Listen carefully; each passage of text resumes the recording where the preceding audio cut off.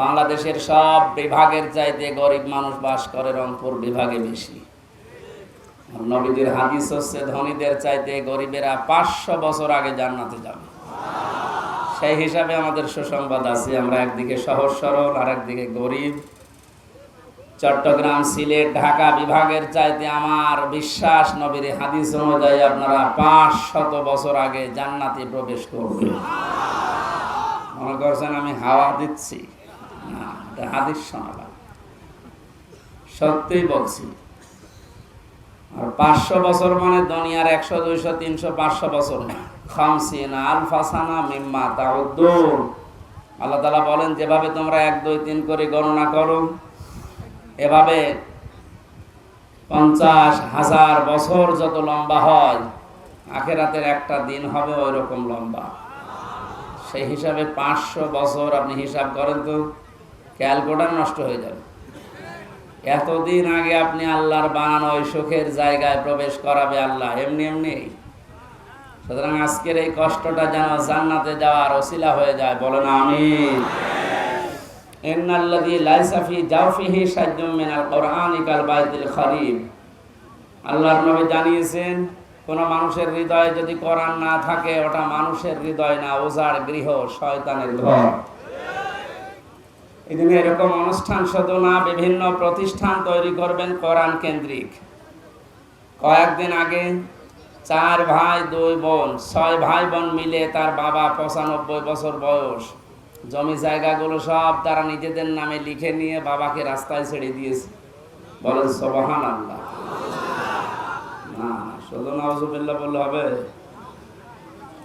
দোষ কি শুধু ওই 6 ভাই বোনের? এই বৃদ্ধর দোষ নেই? এখানে এত নড়াচড়া করেন কেন? মোবাইল বন্ধ করে রাখেন।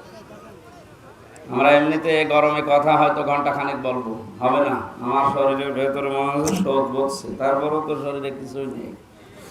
আর যারা একটু স্বাস্থ্যবান, ওদের তো কি হচ্ছে।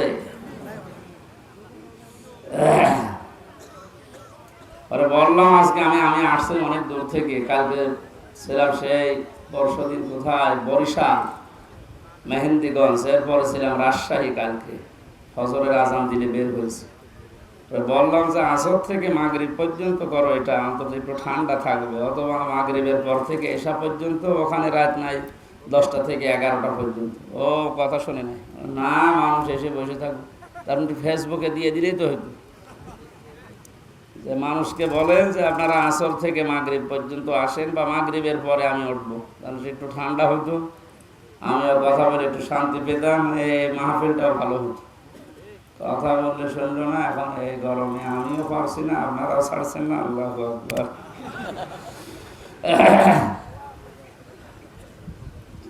এই যে 6 ভাই বোন মিলে তার বাবাকে বের করে দিল, এই বাবার দোষ নেই মনে করছেন?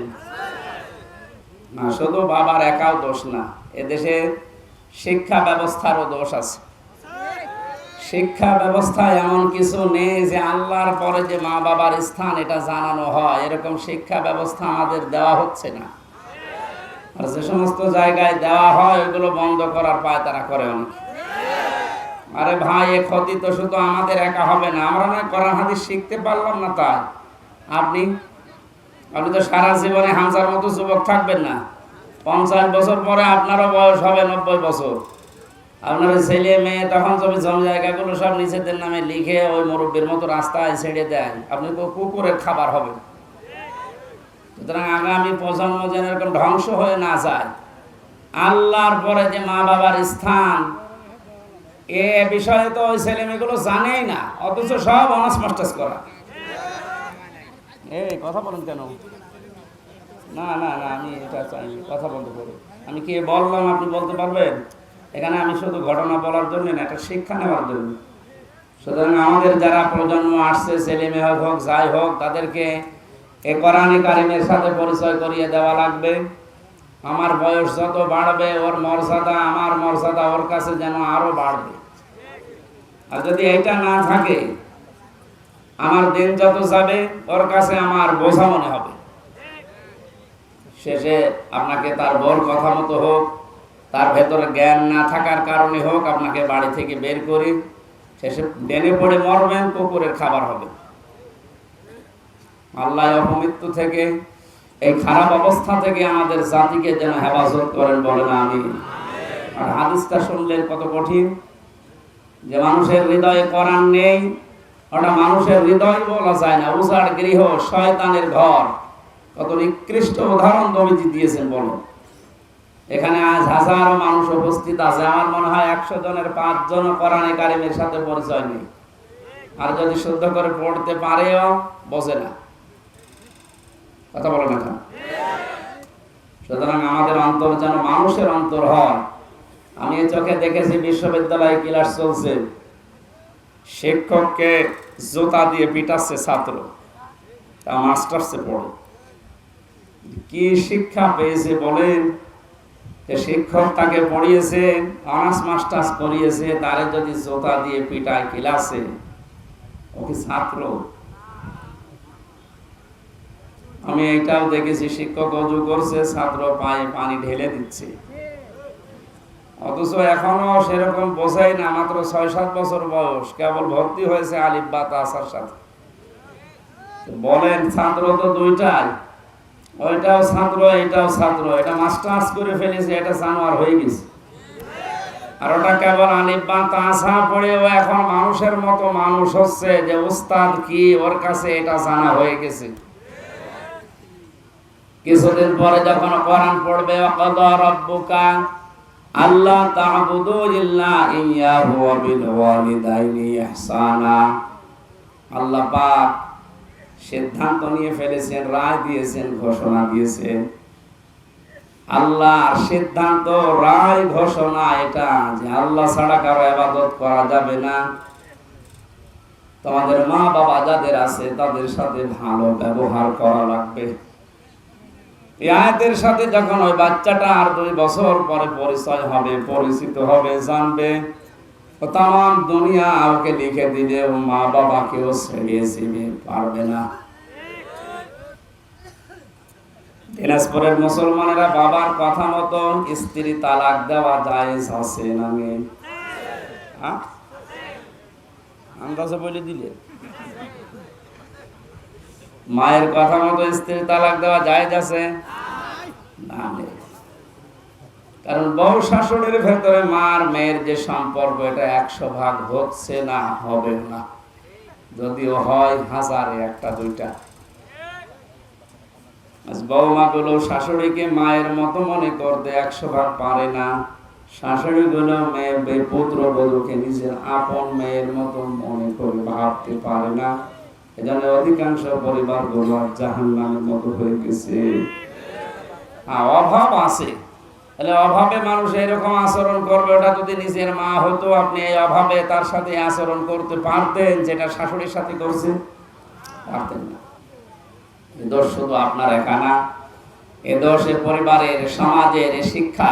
সুতরাং এমন শিক্ষা ছেলে মেয়েকে দেওয়া দরকার, যারা আগামী প্রজন্ম দুনিয়াতে আসবে, তারা যেন মা বাবা, শ্বশুর শাশুড়ি কি, তাদের জায়গা জায়গার মর্যাদা বুঝে বাস্তবে তারা আমাদের সাথে আচরণ করতে পারে, বলেন আমিন। নবী মুহাম্মদ রাসূলুল্লাহ সাল্লাল্লাহু আলাইহি ওয়াসাল্লামের উপরে দরুদ আর সালাম পড়ছি।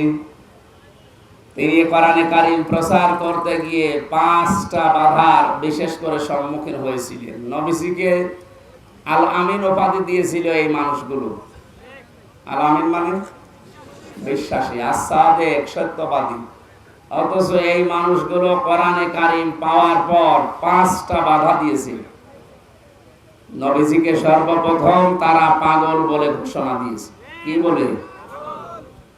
কিয়ামত পর্যন্ত কোরআনে কারীম নিয়ে যারা নাড়াচাড়া করবে, এদের এই 5টা বাধা মাস্ট বি আসবে। তার 1 নম্বরে পাগল। 1 নম্বরে কি? আরে পাগল বলার কারণ কি? কোরআনে কারীম জানিয়েছে, মা আনতা বিনি'মাতি রাব্বিকা বিমাজনুন। হে নবী, আপনার প্রতি আল্লাহর নিয়ামত এই যে আপনি পাগল না। বলেন সুবহানাল্লাহ। আমা সাহিবুকুম বিমাজনুন, তোমাদের সাথে মুহাম্মদ সাল্লাল্লাহু আলাইহি ওয়াসাল্লাম তিনি পাগল না। কি পাগলামি তারা দেখলে তোমরা?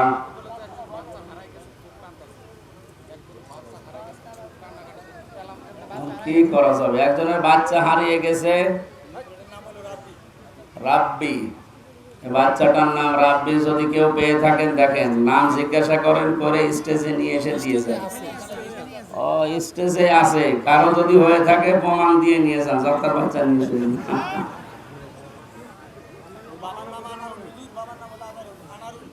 আনারুল, বাবার নাম আনারুল, এখানে আছে বাচ্চাটা রাব্বি। যদি কারো হয়ে থাকে এখানে এসে তার মা হোক, ভাই হোক, বোন হোক, এখান থেকে নিয়ে যান। তাফসীরুল কোরআন মাহফিল আপনারা লিখেছেন, আমরা যে আয়াতই পড়েছি ওই আয়াত থেকে তাফসীর আকারে কথা বলবো ইনশাআল্লাহ। নবীজিকে পাগল বলার কারণ ছিল প্রধানত তিনটা। কয়টা? এক নম্বরে ওরা পাগল বলতো কোরআনের কারণে। কিসের কারণে? বলেন বলেন। কিয়ামত পর্যন্ত আজও কোরআনের কারণে অনেককে, অনেক দলকে পাগল বলা হচ্ছে, হবে। এখানে যারা বসে আছে, আমি ওনাদেরকে ইন্ডিকেট করে বলছি না, অনেক মানুষ এমন আছে এই দেশে, বাবা মারা গেলে আমাদের মতো 5 জনকে বলবো হুজুর কোরআন পড়ে দিন। কোরআন শরীফ খতম করার পরে যদি আমরা দোয়া করি, খুশি হয়ে হাদিয়া, তোফা, খাবার দাবার, সম্মান সব দেবে না? দেবে না? অথচ আমি এই হামজায় কোরআনে কারিম যেটা পড়ে শেষ করলাম, খতম করে ফেলেছি, ওর ভেতরে ওয়াহাল্লাল্লাহুল বাইআ ওয়া হাররামার রিবা এই আয়াত ছিল না? বলেন বলেন, কি ছিল এটা? আল্লাহ পাক বলেন, আমি ব্যবসাকে হালাল করেছি আর সুদকে হারাম করেছি। যে লোকটার বাবা মারা যাওয়ার পরে আমাদের হাদিয়া, তোফা, খাবার দাবার, সম্মান দিল, ও সুদের ব্যবসা করে। এখন যদি ওনারে ডাক দিয়ে বলি, ভাই একটু বসেন, বাবার জন্য কোরআন খতম করিয়েছেন, এবার ওই কোরআন থেকে যেটা পুরা পড়েছি একটা আয়াতের একটু বাংলা অর্থ শোনেন। আল্লাহ ব্যবসাকে হালাল করেছে আর সুদকে হারাম করেছে, আপনি তো সুদ খান। এই পর্যন্ত বলার পরে ওর মন পাওয়া যাবে।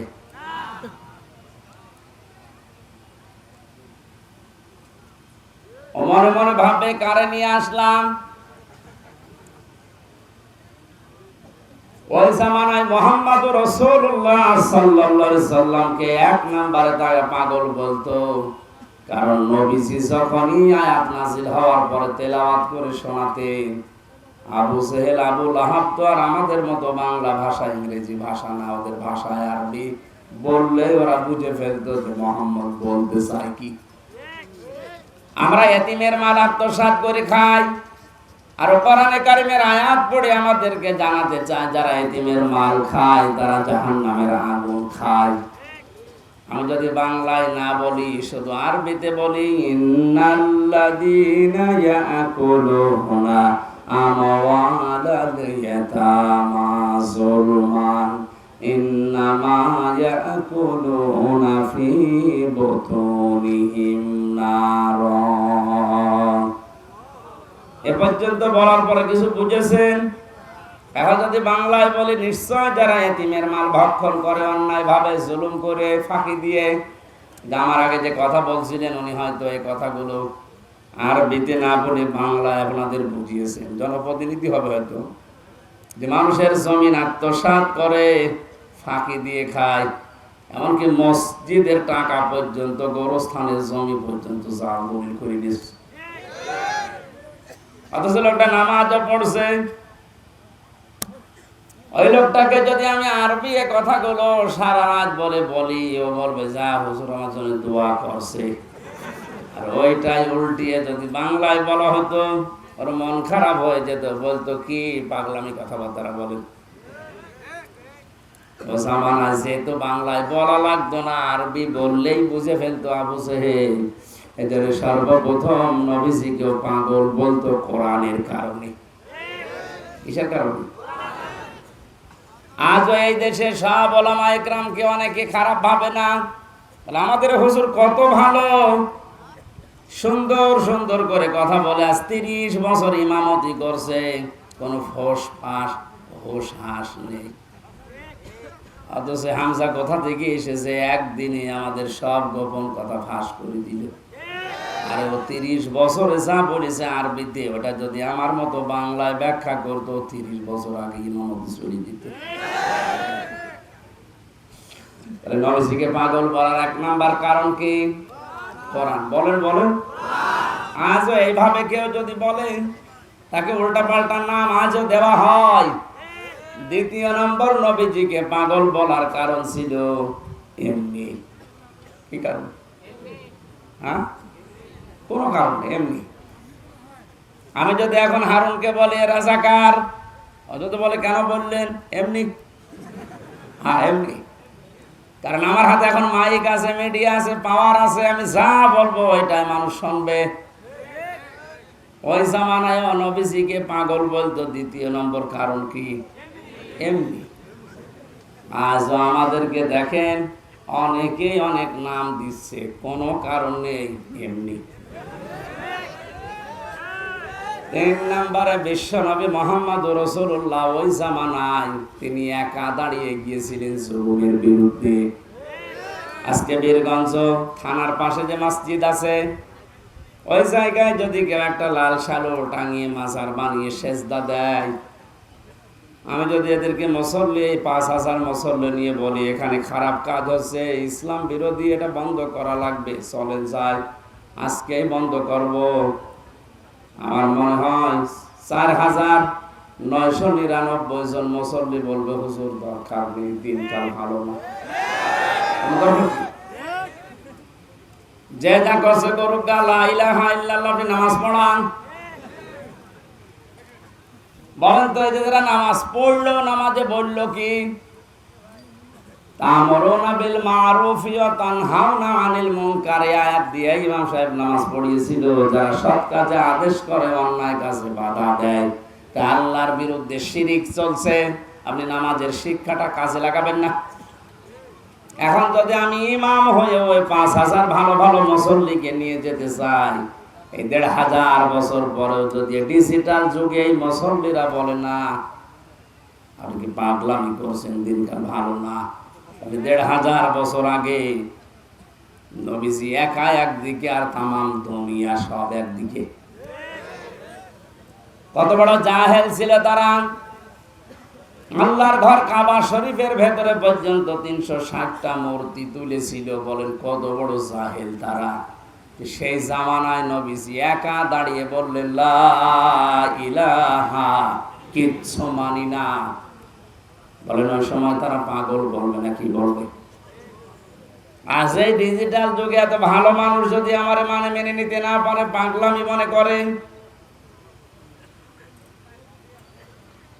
এজন্য নবীজিকে পাগল বলার যতগুলো কারণ আমরা পেয়েছি, কোরআন কারীম প্রচার করতে গিয়ে আজও পৃথিবীতে যদি বিশ্ব নবীর মতো কেউ দাঁড়িয়ে যায়, তার বিরুদ্ধে এরকম উল্টা পাল্টা পাগলের নাম আসতে পারে, কিন্তু আমরা পিছপা হব না।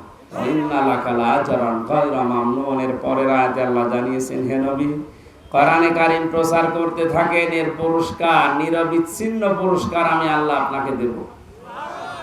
সুতরাং সেই কোরআন প্রচার করার জন্য এই প্রচন্ড গরমে আমি বাড়ি থেকে বের না হলেও পারতাম। জেলে 3 বছর ছিলাম, আমার সংসার চলেনি, আমার বাবার চা আছে চলার মতো। এত কষ্ট করে সেই 450-500 কিলো দূর থেকে আসার আমার দরকার ছিল না। আমি কোরআনের আয়াত যেদিনই পড়েছি, ওয়া ইন্না লাকা লাআজরান গায়রা মামনুন, নবী কোরআন প্রচার করতে গিয়ে বাধার সম্মুখীন হলেও এটা নিয়ে যদি আপনি দাঁড়িয়ে যান, আপনাকে আমি নিরবিচ্ছিন্ন পুরস্কার দেব। এটা শুধু নবীজির জন্য না, গায়রা মামনুন, নিরবিচ্ছিন্ন পুরস্কার কিয়ামত পর্যন্ত কোরআন আলাদেরকে আল্লাহ দান করবে। আল্লাহ আমাদের সবাইকে যেন এই আয়াতটা আমল করার তৌফিক দেন, আমিন। কোরআনে কারীমের সূরা মাআরিজ থেকে 10 নম্বর আয়াত থেকে শুরু করে আমরা তেলাওয়াত করে তাফসীর আকারে কথা বলবো ইনশাআল্লাহ। মাত্র 1টা-2টা আয়াত পড়েছি যেহেতু, দেখি এরপরে আমরা কি পাই। কোরআনে কারীম থেকে একটু তেলাওয়াত করেন আগে, গরম তো, আস্তে আস্তে পড়েন। আউযু বিল্লাহি মিনাশ শাইতানির রাজীম, বিসমিল্লাহির রহমানির রহিম। ولا يسأل حميم حميما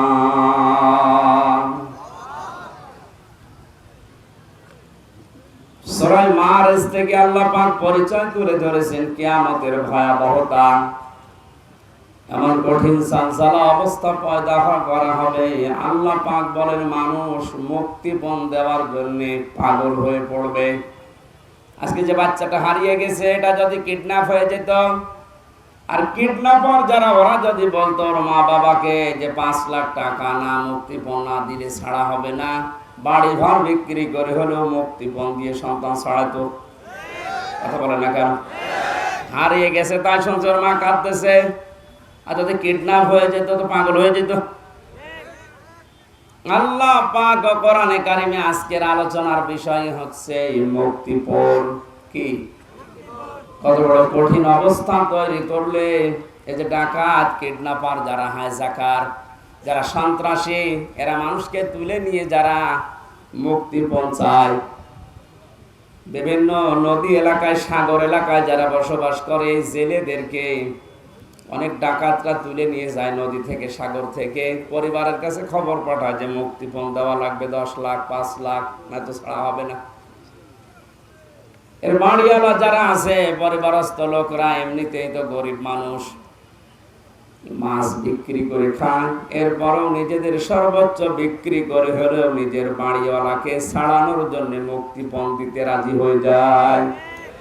আল্লাহ এটা আমাদেরকে তুলে ধরেছেন, কারণ দুনিয়ার বিষয়গুলো দিলে, উদাহরণ দিলে মানুষ বোঝে ভালো। রব্বুল আলামিন বলেন কিয়ামতে এমন কঠিন অবস্থা আমি তৈরি করব, ওয়ালা ইয়াসালু হামিমুন হামিমা, কোন বন্ধু বন্ধুর খোঁজ খবর পর্যন্ত জিজ্ঞাসা করবে না। 10 বছর পরে যদি আমার কোনো পুরাতন বন্ধুর সাথে দেখা হয়, যারা 9 সালে আমার সাথে বিশ্ববিদ্যালয়ে ভর্তি হয়েছিল, এই দিনাজপুরে একজন আছে মাওলানা মাহফুজুর রহমান, ওরা আমি অনেকদিন দেখিনি, জেল থেকে বের হওয়ার পরেও দেখিনি। আমার তো মনে হয় ওকে আমি অন্তত 1 দিন 1 রাত বাড়িতে রেখে দেবো, থাক। কোরআনে কারিমে আল্লাহ উদাহরণটা সেট করেছেন কি করে, যে সেদিন বন্ধু বন্ধুর কথা জিজ্ঞাসা করবে না, অথচ 2 বছর 4 বছর 10 বছর না, কোটি কোটি বছর পরে তোর বন্ধুর সাথে কিয়ামতে দেখা হবে। একটু ভাবেন আপনার নিজের জীবনের সাথে, এটা কিন্তু সামনে আসতেছে এই দিন। 4 বছর পরে মাওলানা মাহফুজুর রহমানের সাথে দেখা হলে যদি বুকে আগলিয়ে ধরি যে বাড়ি যেতে দেব না, আপনাকে আজকে রাখাই লাগবে আমার বাড়িতে, অথচ কোটি কোটি বছর পরে দেখা হবে মাহফুজের সাথে। আল্লাহ বলেন লা ইয়াসালু হামিমুন হামিমা, ওরে জিজ্ঞাসাও করা হবে না যে ভাই কেমন আছো। শুধু এতটুকু নয়, বাসসারুনাহুম, কোরআন জানাচ্ছে তাদেরকে সামনাসামনি করা হবে, একটু দূরে চলে যাবে না, চোখের সামনে নিয়ে আসা হবে। এই যে সে 4 বছর আগের, সে 9 সালের বন্ধু, এটা ইয়াওয়াদুল মুজরিমু লা ইয়াফতাদি মিন আযাবি ইয়াউমিদিন বিবানি, মানুষ যখন ঘামের ভেতরে ঘামতে ঘামতে হাবুডুবু খাবে, এখানে যত গরম হোক ঘামের ভেতরে মানুষ ডুবে গেছে। কিয়ামতের যে 50,000 বছরের মতো একটা দিন আল্লাহ বানাবে, সূর্যটা আসবে মাথার আধা হাত উপরে, 1 বিঘত উপরে, মাটি তামা হয়ে যাবে, ঘামতে ঘামতে শরীর থেকে মানুষ ঘামে হাবুডুবু পর্যন্ত খাবে। দৃশ্য দেখার পরে বৃদ্ধ মানুষগুলো, যুবক মানুষগুলো বৃদ্ধ হয়ে যাবে, মেয়েদের লজ্জা স্থান লাগবে না, পেট ফেটে সন্তান বের হয়ে যাবে। দুনিয়াতে যত কঠিন অবস্থা হোক, মানুষ দুধের বাচ্চার কথা বলতে চায় না, অথচ কিয়ামতে আল্লাহ বলেন এ দৃশ্য দেখে মানুষ দুধের বাচ্চার কথাও মনে থাকবে না, ভুলে যাবে। এই ভয়ঙ্কর দিনে মানুষগুলো পাগল হবে আল্লাহর আযাব থেকে বাঁচার জন্য। লাউ ইয়াফতাদি, এই যে ফিদিয়া দেওয়া, জরিমানা দেওয়া, মুক্তিপণ দেওয়া, হিড়িক বেঁধে যাবে, বলবে আল্লাহ ইয়াউমিদিন বিবানি, আজকের এই দিনে তুমি আমার সন্তানটা নিয়ে হলেও আমাকে বাঁচিয়ে দাও, মুক্তিপণ দিয়ে দিলাম ওরে। ও দিনাজপুর বাসী, আপনি চাতক পাখির মতো বসে আছেন, কি ভাবতেছেন বলেন?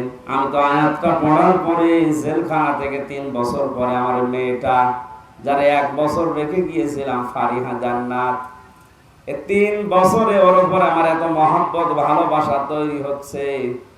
আমার এই ভালোবাসার দিকে তাকিয়ে আমি বলছি, আমাকে যদি বাংলাদেশও লিখে দেয়, ফারিহাকে আমার মেরে ফেলা সম্ভব না। আমার ভালোবাসার খাতিরে বলছে, অথচ তার আমি দেখেই নাই, ও আমার চেনে না এখনো। আমার হুজুর বলে ডাকে, বলে হুজুর আমার বাড়িতে চলেন। 1 বছর রেখে গেছি, 3 বছরের ভেতরে আমার সাথে আর দেখা নেই। বাস্তবতা কোথায় পৌঁছিয়েছে বলেন? এত আদরের, মহব্বতের, ভালোবাসার ফারিহা জান্নাতকে যদি আমি সারা বাংলাদেশ লিখে দিলেও দিতে রাজি না হই, মেরে ফেলতে রাজি না হই, আল্লাহ বলেন বিবানি, এ ফারিহাকেও কিয়ামতে তুই আমার কাছে মুক্তিপণ হিসাবে দিতে চাইবি। এটা শুধু আমি একা না, আপনাদের জীবনে নেই।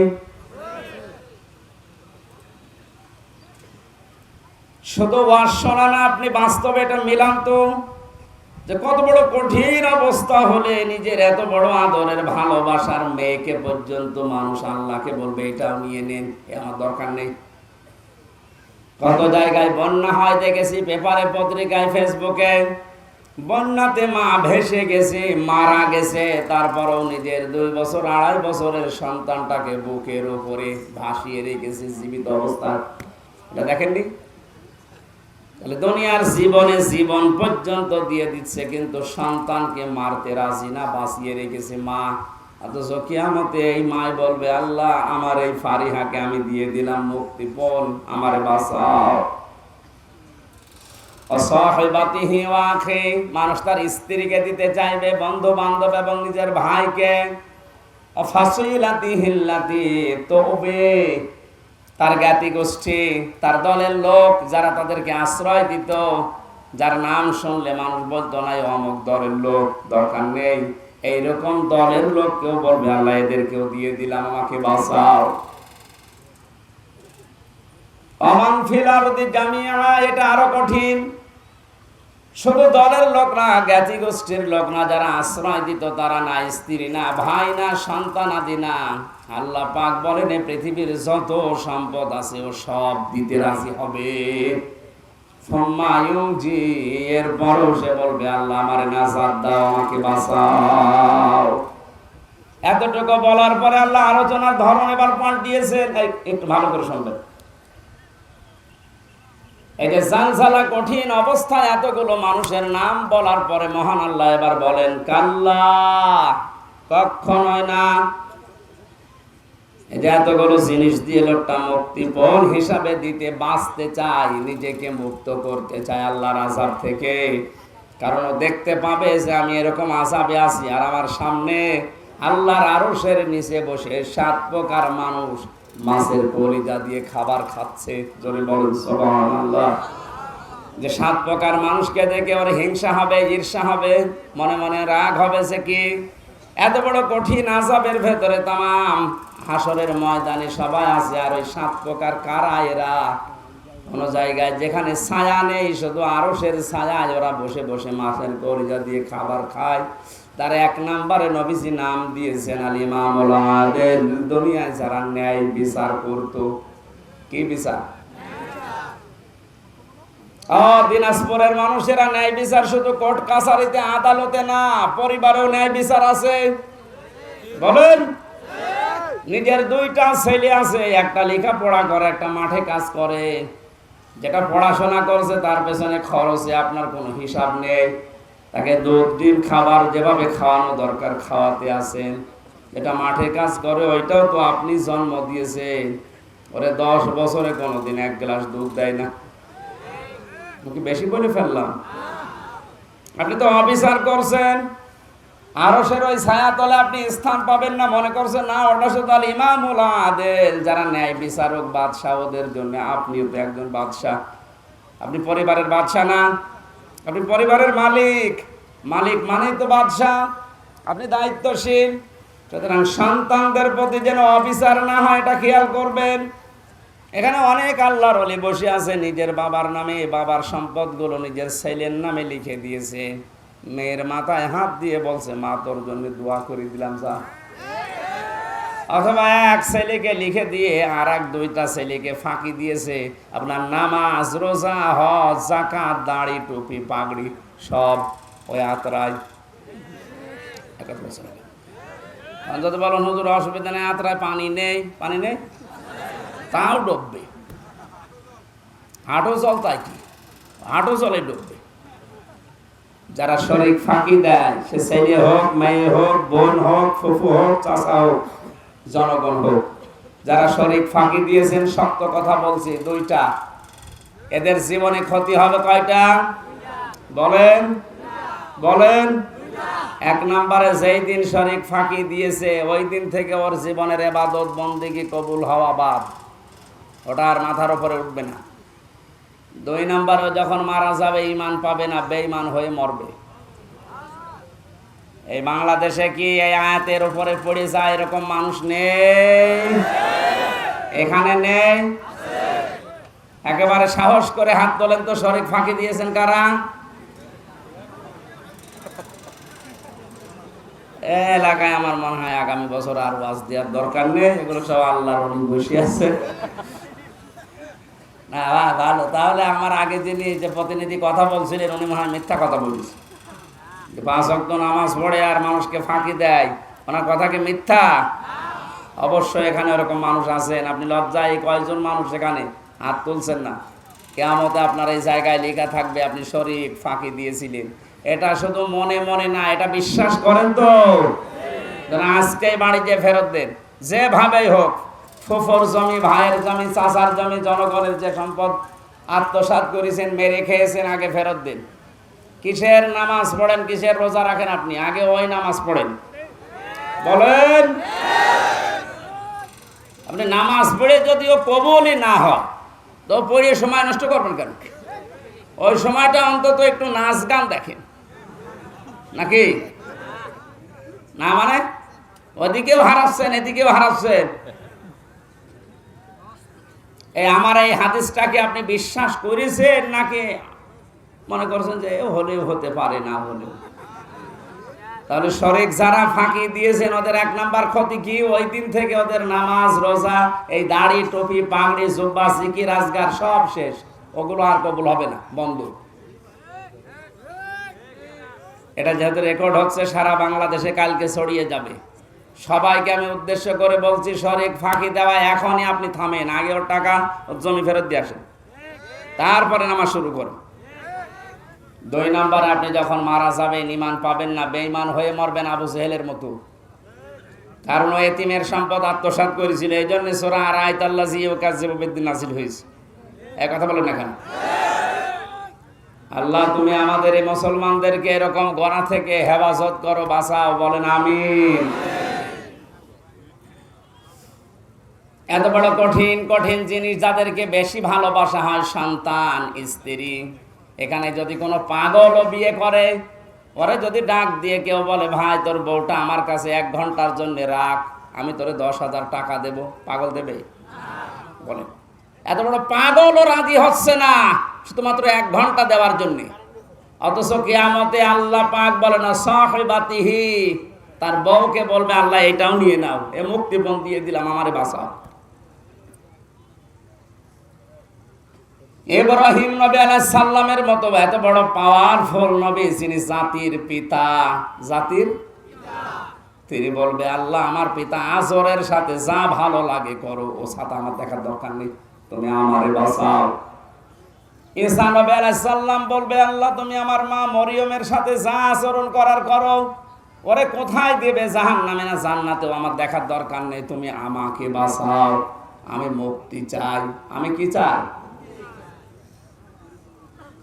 এত বড় নবীরা পর্যন্ত যেখানে খেয়ে হারিয়ে ফেলবে, সেখানে কত মানুষ এই রংপুর বিভাগে সহজ সরল মানুষ তো অনেকে পীর সাহেবের উপরে ভরসা করে বসে আছে যে বাবা আমারে বাঁচাবে। সূরা আবাসার ভেতরে আছে ইয়াউমা ইয়াফিরুল মারউ মিন আখিহি ওয়া উম্মিহি ওয়া আবিহি ওয়া সাহিবাতিহি ওয়া বানি। সেই দিন মানুষ আগে পালাবে তার ভাই থেকে। এই যে ইয়াফিরু, ইয়াফিরু শব্দের শাব্দিক অর্থ হচ্ছে মাজা তুলে দৌড় দেওয়া, এমনিতেই দৌড়ানো আর খেসিয়ে দৌড়ানো। এই এলাকায় কি বলে আমি জানি না, কুষ্টিয়াতে বলে জোরে দৌড়ালে বলে খেচ্ছে দৌড় দিয়েছে। কিয়ামতে আপনজন ভাইকে দেখলে মানুষ খেচ্ছে দৌড় দেবে। কি দৌড়? তার মানে মাথায় কাপড় বেঁধে দৌড় দেবে। এরপরে তার মা থেকে পালাবে, বাবা থেকে পালাবে, তার বন্ধু থেকে পালাবে, স্ত্রী থেকে পালাবে, সন্তান থেকে পালাবে। আমার প্রশ্ন হচ্ছে আয়াত পড়ার পরে এই দিনাজপুরবাসী যাদের নাম বললাম বিপদে পড়লে এরা দুনিয়া যাই হোক আসে না? আসে না? বলে না কেন? যত বড় শত্রু আপনার ভাই হোক, বিপদে যদি ওই রকম পড়েন ওর এই রক্তের টানে হলেও আসবে, কিছু দেয় দিক না দেয় না দিক। কথা বলে না কেন? আপনার ভাইয়ের কথা, আল্লাহ মায়ের কথা, বাবার কথা, স্ত্রীর কথা, সন্তানের কথা, বন্ধুর কথা, নেতার কথা, 7 প্রকার মানুষের নাম দিল। যারা আসবে তাদের নাম আল্লাহ দিয়েছেন, বলেন না এরাই পালাবে আগে, তাও যেমন তেমন না, মাজা দৌড় দিয়ে পালাবে। তাহলে আমার তো মনে হয় যারা আজ বিভ্রান্তিতে আছেন সারা বাংলাদেশ সহ ভারতে, বাংলাদেশ আর পাকিস্তানে, অনেকে আশা করে আছে কিয়ামতে আমার বাবা জান, আমার দাদা জান আমারে বাঁচাবে। আরে ভাই, আল্লাহর কসম, কোরআনে কারিমের সূরা আবাসা কসম দিয়ে বলছি, কিয়ামতে অনেক পীর বলবে আল্লাহ আমি পীরই ছিলাম না, আমি মরিদ বাবা কোথায়, আমি তো পীরই ছিলাম না। কারণ আপনার মা যদি বলে আমার বিয়ে হয়নি, আমি সন্তান পাবো কোথায়? পীর সাহেব এটা বলতে পারে না, বলেন? সুতরাং কারো উপরে আন্দাজে ভরসা করে সময় নষ্ট করেন না। বন্ধু বন্ধুর পরিচয় দিতে রাজি না। সন্তান আদি মানুষ আল্লাহর দরবারে বলবে এগুলো মুক্তিপণ দিলাম, আমাকে তুমি নাজাত দাও, বাঁচাও। আল্লাহ বলেন না, কাল্লা, কখনোই না, ইন্নাহা লাযা, অবশ্যই তোমাদেরকে আমি আল্লাহ লাযা নামক দরজা দিয়ে প্রবেশ করাবো। কোন দরজা বলেন? এখানে যারা প্রধান অতিথি, বিশেষ অতিথি আছে, এনাদেরকে যদি এখন জিজ্ঞাসা করেন, আমার মনে হয় যতটুকু বিশ্বাস ওনারা পারবে না। জাহান্নাম কয়টা জিজ্ঞাসা করেন তো, বলেন? জাহান্নাম একটা। আপনি তো কোরআন হাদিস পড়েননি ওইভাবে, দেখুন চেয়ার নিয়ে বসে আছে, অথচ জাহান্নাম 7টা বলছে। উনি শুধু এখানে এই মুরব্বীরে জিজ্ঞাসা করো না, তাই বল কয়টা জাহান্নাম, কয়টা? একটা বলছে। 7টা বলে পার পাচ্ছে না, একটা বলছে। কয়টা? 8টা বলছে, আর একটা বেরিয়েছে।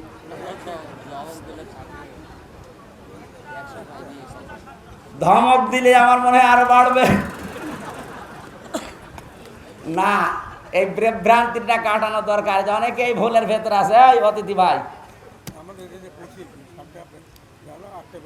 কোনোদিন পড়িয়েছেন না? আমি অনার্স মাস্টার্স করেছি কোরআনের উপরে, আমি তো কোনোদিন পাইনি। হ্যাঁ, জানেন না? এইটা জানে না শুধু এই 2জন কেন, এখানে অধিকাংশ মানুষই জানে না জাহান্নাম কয়টা, জানে না। জাহান্নাম একটা। জাহান্নাম কয়টা? সে একজনকে বলছে ওযুর ফরজ কয়টা? 19টা। কি হাত ধোয়া, পা ধোয়া, জোব্বা ধোয়া, নাক ধোয়া, চোখ ধোয়া, সব 17টা। ওযুর ফরজ তো বললি 19টা, বলতে বলতে 21টা বলে ফেলিস। বলছো হুজুর এখনো জানি, আমি ভয়তে বলছি। আমার মনে হয় মুরব্বীরে যত ধমক দেবে 7টা, 8টা, 10টা শেষে 100টা বলে ফেলবে। না শুধু 10 ওনার একা না, এই বাংলাদেশে আজ আমার মনে হয় 100টা মানুষের 98টা মানুষ এই প্রশ্নের জবাব দেয় যে জাহান্নাম 7টা, জান্নাত 8টা। কোনোদিন এটা কোনো জায়গায় আমরা পড়িও নি, কোনো জায়গায় পাইও নি, ওই শুনে শুনে কি করি। ওই যে বললাম নবীকে পাগল বলতো, 2 নাম্বার কারণ কি ছিল? কিসে? কোনো কারণে, এমনি বলতো।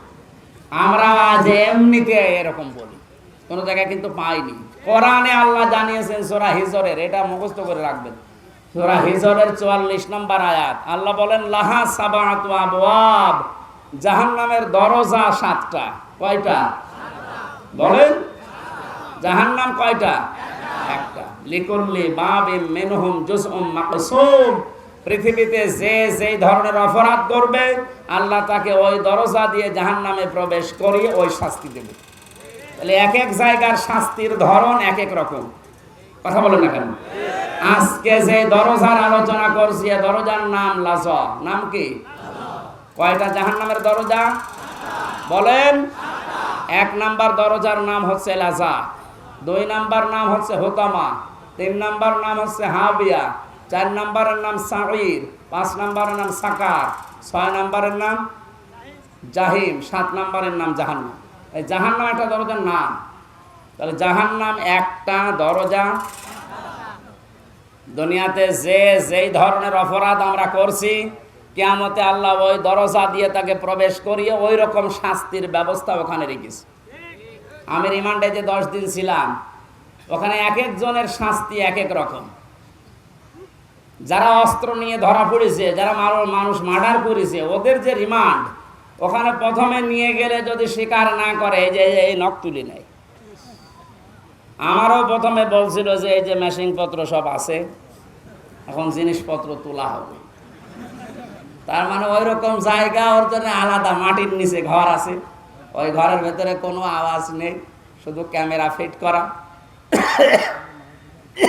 চোখ কাপড় দিয়ে বাঁধা, কালা কাপড় দিয়ে পেছনে হাত বেঁধে দেওয়া, পা মাটি থেকে একটু শূন্য করা, 11 ঘন্টা দাঁড়িয়ে থাক, কোনো কথা বলতে পারবে না।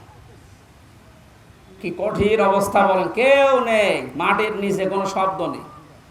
ওই পাশ দিয়ে মনে হয় ড্রেন ছিল, একটু আওয়াজ হচ্ছিল মাঝে মাঝে, যখন কেউ পোশাক পায়খানা করছে ওই পাশ দিয়ে পানি যাচ্ছে, মনে হচ্ছে যা না দুনিয়ায় আসি।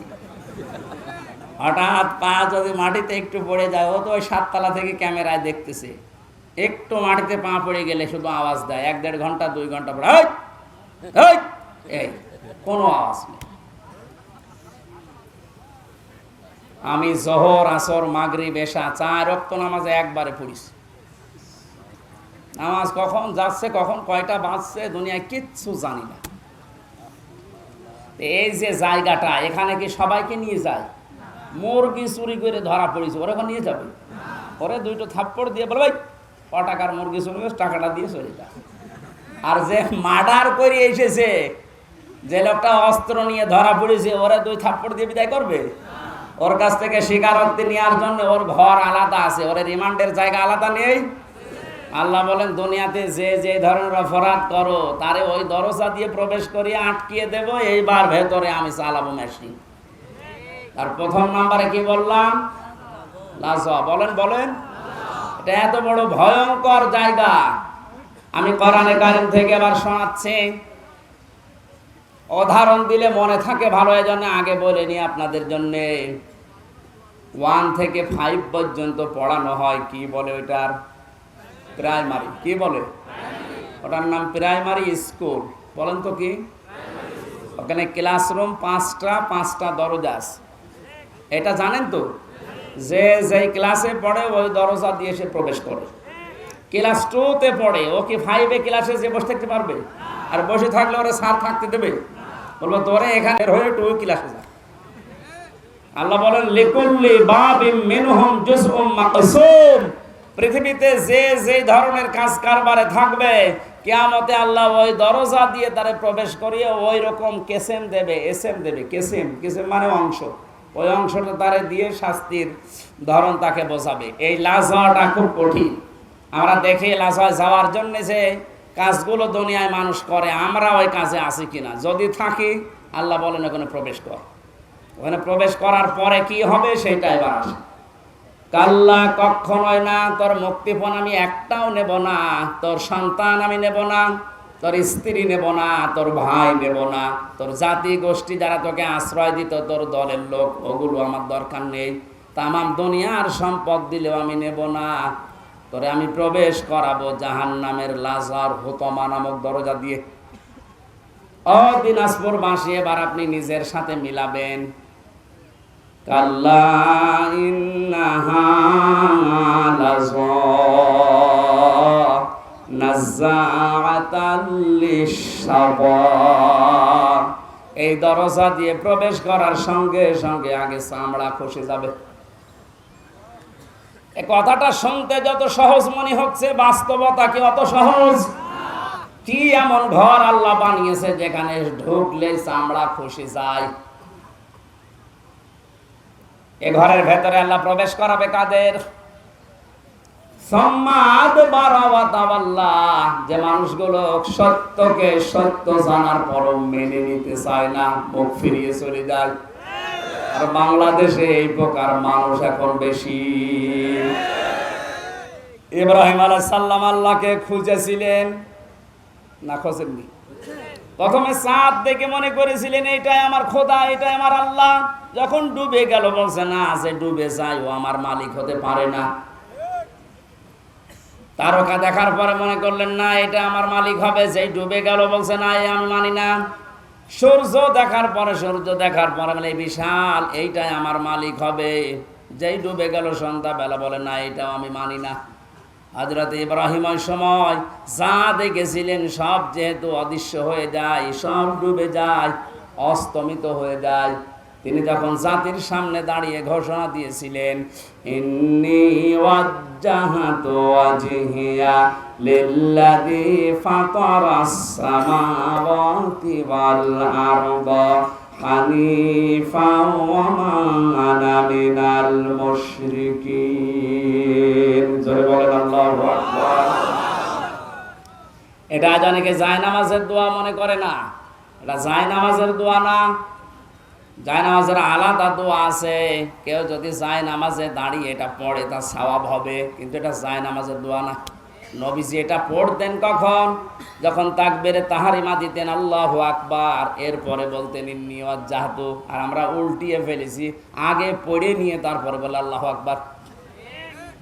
এখন থেকে নিয়মটা পাল্টিয়ে নেবেন, কারণ এই কথার ভেতরে এমন এমন মারাত্মক চারটা বিষয় আপনি আল্লাহর সাথে স্বীকৃতি দিচ্ছেন। ইন্নী, অবশ্যই আমি, ওয়াজ্জাহতু, আমার এই চেহারাকে, ওয়াজহিয়া লিল্লাযী ফাতারাস সামাওয়াতি ওয়াল আরদা হানিফা, আমার এই চেহারাকে আমি ফিরিয়ে দিলাম। চেহারা মানে শুধু এই মুখমণ্ডল না, আমার এই মুখমণ্ডল তো আছে আমার কর্মজীবনে, প্র্যাকটিক্যাল লাইফে যত কিছুর দিকে আমার মুখ ছিল, আমার স্ত্রীর দিকে, সন্তানের দিকে, টাকা পয়সার দিকে, ক্ষমতার দিকে, এই ভোটের দিকে, যত দিকে মুখ ছিল সব কিছু থেকে ফিরিয়ে আমি হানিফা, একনিষ্ঠভাবে আল্লাহর দিকে আমি ফিরে আসলাম, যিনি আসমান আর জমিনের উদ্ভাবক। ওমা আনা মিনাল মুশরিকিন, হে আল্লাহ আমি কিন্তু মুশরিক না। আমি কি না? আমি কারোর সাথে শিরিক করি না তোমাকে, আমি কারোর সাথে শরীক করি না। তুমি একা আছো। কুল হুয়াল্লাহু আহাদ আল্লাহুস সামাদ লাম ইয়ালিদ ওয়া লাম ইউলাদ ওয়া লাম ইয়াকুল লাহু কুফুওয়ান আহাদ। এই কথাটা আপনি দাঁড়িয়ে দাঁড়িয়ে স্বীকৃতি দিচ্ছেন। এ মুখ দিয়ে বলা যত সহজ, নিজের প্র্যাকটিক্যালে মিলানো অত সহজ না। কেউ যদি নামাজে এই কথা বলে দাঁড়িয়ে যায়, আল্লাহ আমি কিন্তু সব দিক থেকে মুখ ফিরিয়েছি, ও নামাজ পড়ার পরে কখনো আমার আল্লাহর আইনের সাথে শিরিক করতে পারে না। পারে না কেন? কারণ শব্দটা ছিল হানিফা, হানিফ না হানিফা, একটা টান আছে। আমি একনিষ্ঠভাবে ফিরে এসেছি। আমার এই কথার ভেতরে কোনো দুই নাম্বারই নেই। বলেন আপনি নিজের থেকে নিজে স্বীকৃতি দিলেন যে আমি দুই নাম্বার লোক না, আমি শুধু লোক দেখানোর জন্য এটা পড়ি না, সত্যি সত্যি পড়েছিলাম আল্লাহ আমি তো মুশরিক না, তোমার আইনের সাথে তোমার ক্ষমতার সাথে আমি কাউকে শরীক করি না। তুমি যে সব পারো এটা আমি বিশ্বাসও করি।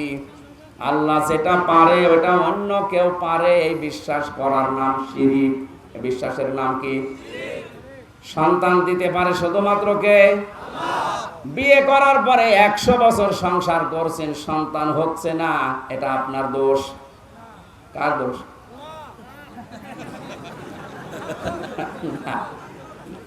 কথা একেবারে খারাপ বলে দিই, কারণ ওটা তো আপনারও দোষ নেই, আপনার স্ত্রীরও দোষ নেই।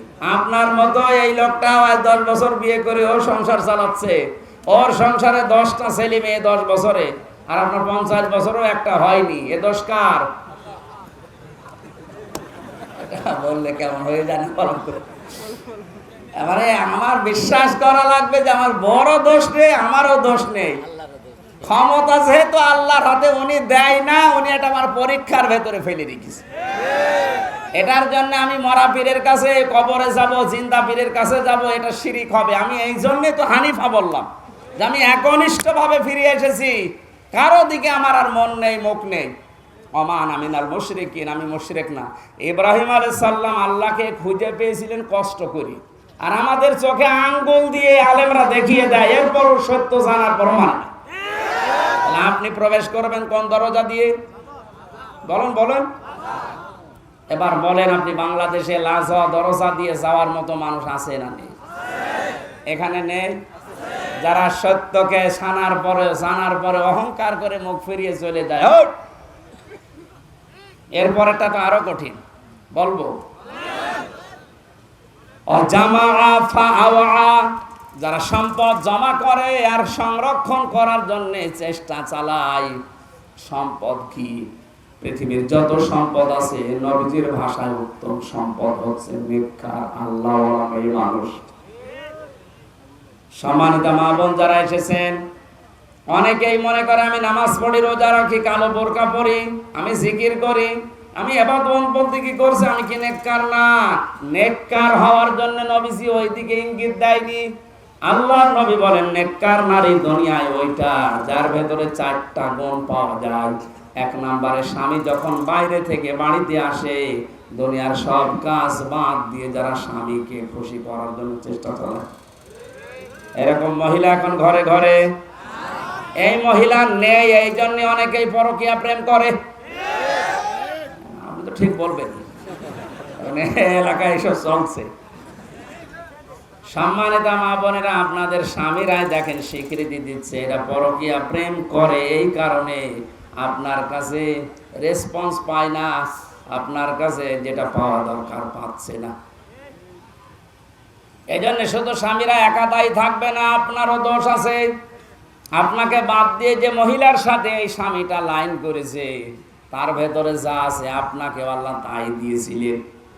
কথা বলে না কেন? কি জিনিসের কারণে ওর মন ওই দিকে চলে গেল? এখন অনেকে মহিলারা বলে যে হুজুর ওর নেশারই খারাপ। না, নেশা আপনি খারাপ করেছেন কেন? আপনি সব ওঝাড় করে দিতে পারেন না, তাহলে তো আর আল্লাহর ওলি ওই দিকে যাচ্ছে না। সুতরাং আপনি নেককার হওয়ার জন্য স্বামীটা এটা আকাশের চাঁদ মনে করেন। এ বাড়িতে যখনই আসবে মনে করবেন এটা পৃথিবীর শ্রেষ্ঠ মেহমান। নবীজির স্ত্রী হযরতে মাইমুনা রাদিয়াল্লাহু তাআলা আনহা নিজেকে পরিপাটি করে, গোসল করে, সুন্দর করে সাজিয়ে বিছানায় নতুন চাদর বিছিয়েছে। আশপাশের মেয়েরা এসে ডাক দিয়ে বলে, মাইমুনা কে আসবে এমন এত সুন্দর করে সাজিয়েছে ঘর? হযরতে মাইমুনা বলে, পৃথিবীর শ্রেষ্ঠ মেহমান আমার স্বামী আসবে। মহিলারা হেসে ফেলেছে, ডাক দিয়ে বলে, স্বামী আবার মেহমান হইল? হযরতে মাইমুনা বলে, মেহমান না মানে তাম পৃথিবীর শ্রেষ্ঠ মেহমান আমার কাছে আমার স্বামী। আর আপনার বউ যদি সাজগোজ করে, বিছানায় নতুন চাদর বিছায়, যদি আপনি বলেন কি গো আজকে এত আনন্দ, জানো না লোক আসবে, তার মানে আপনি ওর কাছে লোকই না। আপনি কি? আপনি শুধু ওই খোকার বাপ, তাছাড়া আপনি লোক না। ওর কাছে লোক হচ্ছে ওর বিয়াই। না, মেয়েরা যদি নেককার হতে চায়, প্রথম নাম্বারে স্বামী আসলেই সব কাজ ওর বাদ। নবীজি এমনও জানিয়েছে, যদি চুলার উপরে দুধ গরম হয়ে উতলিয়ে পড়ে যায়, যা ও দরকার হয় 500 টাকার দুধ মাটিতে পড়ে যাও, তাও স্বামীর ডাকে সাড়া দাও। আজ মেয়েরা যদি একটু ছাড় দিত, এই রেসপন্সটা আমাদের দিকে এগিয়ে যেত, আজ হাজারো পরিবারে পরকীয়া প্রেম মুক্ত হয়ে যেত। আমার তো বিশ্বাস হয় না, মনেও হয় না যে মানুষ পরকীয়া প্রেম করবে কি দিয়ে, এমনি শরীর চলে না। ইন্ডিয়া হারবাল, কলকাতা হারবাল ছাড়া ওর শরীরই চলে না। এরপরও যদি ও লাইন করে বসতে হবে, অবশ্যই পরিবারে ঝামেলা আছে। মা বোনদেরকে আমি ভালোবাসি, আশা করছি আপনি ওঝাড় করে দেবেন। সময়, সম্পদ, আপনার শরীর সব আপনার স্বামীর জন্যে। যে মহিলা স্বামীকে দেখানোর জন্য, খুশি করার জন্য সাজগোজ করে, ওটা তার ইবাদত হিসাবে গণ্য হয়ে যায়। স্বামীর কাছে আসার 10টা নিয়ম আছে। কোন মহিলা যদি স্বামীর কাছে আসতে চায়, প্রথমে যতটুকু পরিষ্কার পরিচ্ছন্ন হওয়া দরকার, তার পোশাক, তার শরীর, সে যেন করে আসে। 2 নম্বরে যদি সমর্থ থাক, সে যেন পারফিউম ব্যবহার করে, আতর, সেন্ট। আবার এগুলো ব্যবহারও করে বাজারে যাওয়ার সময়। যদি মার্কেটে নিয়ে যান, তখন দেখবেন সাজের বাহার কি। সম্মানিত মা বোন, যারা চুল খুলে বাজারে যান, বিভিন্ন অনুষ্ঠানে যান, যেই কয়টা চুল পর পুরুষে দেখবে, ওই কয়টা সাপ কিয়ামতে কামড় দেবে। আর বাড়িতে থাকাকালীন যে কয়টা চুল আপনার স্বামীর সামনে বের হয়ে থাকবে, অতগুলো সওয়াব আল্লাহ লিখে দেবে। যারা বাড়িতে থাকাকালীন চুলে শ্যাম্পু করেন, সাবান লাগান, যা ভালো লাগে তাই দিয়ে চুল ফুলিয়ে থাকবেন, যেন দেখে ওর অন্য দিক থেকে মুখ ফিরিয়ে আসে। নবীজি বলেন, 2 নম্বরে স্বামী যখন আসবে, তাকে খুশি করার জন্য, হাসি দেওয়ার জন্য যা করা লাগে ও করবে। কোন স্বামী যদি পছন্দ করে যে আমার বউ ব্লাউজ গায়ে দেবে, হাতা কাটা, ও যেন তাই দেয়। আমি তো এটা বানিয়ে বললাম নাকি? 3 নম্বরে স্বামী যেটা পছন্দ করে, ওটা যদি জায়েজ হয়, আপনার জীবন থাকতে ওটা আপনি মেনে নেবেন। কথা বুঝেন? স্বামী পছন্দ করছে বিয়ের পরে যেন মা বাবা আমাদের সাথে থাকে, কিন্তু অনেক বউ এটা পছন্দ করে না, মানেও না। এরকম বউ দেশে নেই? এই যে দিনাজপুরে বৃদ্ধাশ্রম তৈরি হয়েছে, এটা কি খেলা করার জন্য? এই বউদের কারণে। আরে বউদেরকে হাওয়া দেয় এই বর মা আর ওর বড় বোন, ওখান থেকে হাওয়া লাগায় যে তাড়াতাড়ি আলাদা হ, খুব আরামে খেতে পারবি। আপনি অপেক্ষা করেন, আপনাকেও ঠিক ওই বৃদ্ধাশ্রমে পাঠানোর জন্য আপনার পেটের এই সন্তান আপনাকে পাঠাবে। 4 নম্বরে নেককারের সংজ্ঞায় পেয়েছি, ওই স্বামী, ওই স্ত্রী নেককার, যে স্বামী বাইরে গেলে তার সন্তান আর সম্পদ সে হেফাজতে রাখে। আল্লাহ রাব্বুল আলামিন মেয়েদেরকে এই 4টা গুণ অর্জন করার তৌফিক দিন। এটা প্রত্যেকটা জান্নাতের 8টা দরজা খুলে যাওয়ার গুণ। আজ হাজারো মহিলার ভেতরে গুণগুলো নেই। শুধু নামাজ পড়া, রোজা রাখা আর কালো বোরকা পরায় মনে করে এটাই আমি নেককার হয়ে গেছি। না, যারা এই মাল সম্পদ দুনিয়াতে জমা করবে আর সংরক্ষণ করে রাখার চেষ্টা চালাবে, মালের ব্যাখ্যা হাদিসে তাফসিরে 5টা। 1 নম্বর তো নেককার নারী, 2 নম্বরে অস্ত্র শস্ত্র, 3 নম্বরে প্রভাব প্রতিপত্তি, 4 নম্বরে ক্ষমতার চেয়ার, 5 নম্বরে টাকা পয়সা। এগুলো যারা বারবার জমা করে আর মনে করে এগুলো আমার কাছে স্থায়ীভাবে থাকবে, এগুলো সংরক্ষণ করার জন্য চেষ্টা চালায়, আখেরাতের যে বিশাল জীবন ভুলে যায়, এদেরকে লাজায় আল্লাহ প্রবেশ করাবে। বলেন নাউজুবিল্লাহ। জেলখানাতে যাবার পরে আমি বেশি দেখেছিলাম, পারিবারিক কলহর কারণে অধিকাংশ মানুষ জেল খাটতেছে। এখন যে গাজীপুরের কাশিমপুরে যে এখন ফাঁসি দেয়, আগে তো শাহজাহান জল্লাদ ছিল, 40 বছর পরে বের হয়েছে। এরপরে যে এখন দায়িত্বে আছে ইলিয়াস, এর বাড়ি চট্টগ্রামে। এই লোকটাকে আমি একদিন জিজ্ঞাসা করলাম, আপনি কত বছর আছেন? বলছে আমার ফাঁসি দিয়েছে, আমার যাবজ্জীবন এখন 30 বছর জেল, 22 বছর আমার জেলে থাকা লাগবে। অথচ আমি 17 বছর সৌদি আরবে থেকে বাড়িতে এসেছি। বিয়ে করার পরে বর সাথে আর মার সাথে মিল নেই। এই সামান্য জিনিস নিয়ে বউ মেনেই নিতে পারে না কিছু মা বাবাকে দিলে। শেষ পর্যন্ত এই কথা কাটাকাটি হতেছে, বউকে আমি মেরে ফেলছি। এই মেরে ফেলার কারণে আজ 13 বছর আছি। এখনো পর্যন্ত আমার 7 বছর না 9 বছর থাকা লাগবে, তারপরে যদি আমার মাফ হয়। এখন প্রত্যেকটা ফাঁসি দিলে 4 মাস করে মাফ করে দেয় সরকার। এই জন্য এখন ফাঁসি দিয়ে আরম্ভ করেছে। এই যে শাহজাহান জল্লাদ 57টা না কয়টা ফাঁসি দিয়েছিল, এই জন্য প্রতি ফাঁসিতে 4 মাস করে মাফ হয়ে গেছে। ওরা 167 বছর জেল ছিল। ও সারা জীবনও যদি জেল কাটে তাও তো শেষ হওয়ার কথা না।